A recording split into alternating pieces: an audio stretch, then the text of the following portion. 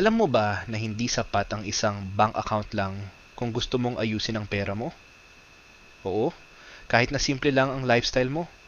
Kasi kung gusto mong matrack, ma-prioritize, at makontrol ang pera mo, kailangan mo ng sistema. At dito pumapasok ang 5 account setup strategy. Hindi ito fancy, hindi ito pang mayaman lang. Actually, mas bagay ito sa mga gusto ng tahimik, pero solid na financial growth. Ito ang ginagawa ng mga stealth wealth achievers. Mga taong simple lang sa labas pero secure sa loob. Isipin mo na parang may designated na bahay ang bawat pisong pinaghirapan mo. Hindi lahat nakatambak lang sa isang lugar. May purpose, may direction, parang traffic system. Kapag walang structure, chaos, pero pag may linaw, mabilis ang flow. Ready ka na? Tara, pag-usapan natin. Welcome to Low-Key Wealth PH, kung saan pinag-uusapan natin ang pera in a chill, taglish way. No flexing, no hype, just real talk about saving, investing, at pag-build ng wealth quietly pero consistently. Kung gusto mo ng ganitong content, click mo na ang subscribe at sama ka sa Low-Key community natin. Every week, may bagong tips tayo para sa budgeting, saving, side hustles, at investing. In this video, pag-uusapan natin ang 5 bank accounts na dapat meron ka. Hindi ito para lang sa malalaking sahod. Pwede ito kahit sa mga nagsisimula pa lang. Ang goal natin ay intention. Hindi mo kailangan ng malaking income para gumanda ang financial life mo. Kailangan mo lang ng tamang sistema. Kung iniisip mong hassle to, isipin mo ulit na isang beses ka lang magse-setup ng system, pero habang buhay mong makikinabang. Mas madali mag-budget, mas organized ka, at mas mabilis kang makaipon. Ito yung tinatawag nating bayaran account. Every time na may pumapasok na income, whether sahod, freelancing, or online biz, dapat meron kang automatic na portion na nilalagay dito. Purpose ng account na to, bayaran ang essentials, kuryente, tubig, internet, phone bill, upa, at utang kung meron. Bakit separate? Para hindi mo magalaw ang pambayad sa mga importanteng bagay. Walang halong luho. Dito pumapasok ang discipline. Pro tip, gamitin mo ang auto-debit feature ng bank para sa mga regular bills. Less stress, less temptation. Mas okay kung digital bank na may scheduled transfer feature ang gamitin mo. Set and forget. No missed payments. No panic moments. At kung may natira sa budget after all bills are paid, that can roll over or go to your other accounts.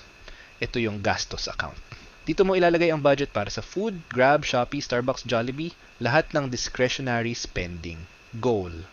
Ihiwalay ang wants sa needs. Kung alam mong 3,000 piso lang ang nilagay mo dito for the week, yun lang talaga ang pwede mong gastusin. Gusto mo ng milk tea? Tingin ka muna sa balance. If wala na, next week na ulit. This is about boundaries. Hindi masamang gumastos, basta alam mo kung kailan at magkano. Gamitin ang bank app notifications para makita agad kung nauubos na. At kung may cashback or rewards card ka, dito mo rin siya i-link para maximize pa rin.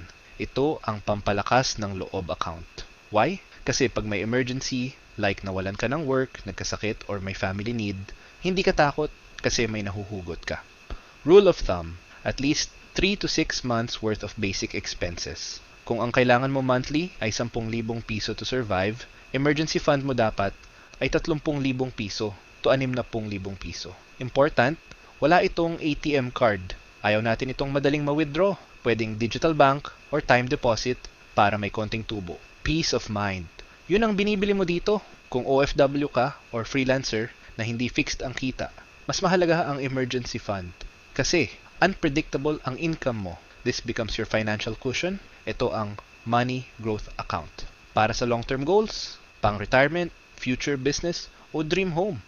Dito mo ilalagay ang pera na hindi mo kailangan galawin for the next 3 hanggang 10 taon. Pwede mong ilagay sa stocks, MP2, mutual funds, or REITs. Hindi kailangan malaki, pwedeng magsimula sa 500 piso. Separate account para focused ang ipon mo sa growth. Hindi ito savings lang, it's investing na let your money work harder than you. Mas okay kung may dedicated e-wallet or trading app ka na hiwalay talaga sa savings mo. Para psychological din, hindi mo iniisip na panggastos ito. Yes, deserve mo rin. Hindi lahat ng pera ay para sa bills or investing. Dapat meron ding para sa joy. Itong account na to ay para sa travel, hobbies, dates, birthday gifts, or new gear. Anything that makes you happy without guilt. Why important? Kasi kung lagi ka lang tipid, mapapagod ka. Balance is part of financial wellness. Kapag may laman na to, masarap gumastos. Bakit? Kasi pinag-ipunan mo. Deserve mo. This is where self-care meets discipline. Yung massage na gusto mo o concert ticket, you can buy it without the guilt. Kasi hindi siya inagaw sa pang-investment or pang-bill. Recap time. Here's your low-key wealth 5-account setup. 1. Bills account. Para sa essentials. 2. Spending account. Para sa controlled na wants. 3. Emergency fund. Para sa peace of mind. 4. Investment account. Para sa future wealth. 5. Libre ko self account. Para sa joy and balance. Hindi ito about pagiging complicated. It's about intentionality. You're giving every peso a purpose. Mas madali mag-decide kung saan mapupunta ang pera mo. Mas less ang stress, mas more ang ipon. So, anong accounts na meron ka? At alin ang next mong gustong simulan? Comment mo sa baba. I want to hear from you. And if nagustuhan mo tong video na to, don't forget to like, share, and subscribe. Join ka na rin sa Loki Wealth PH para sa more chill and smart money content.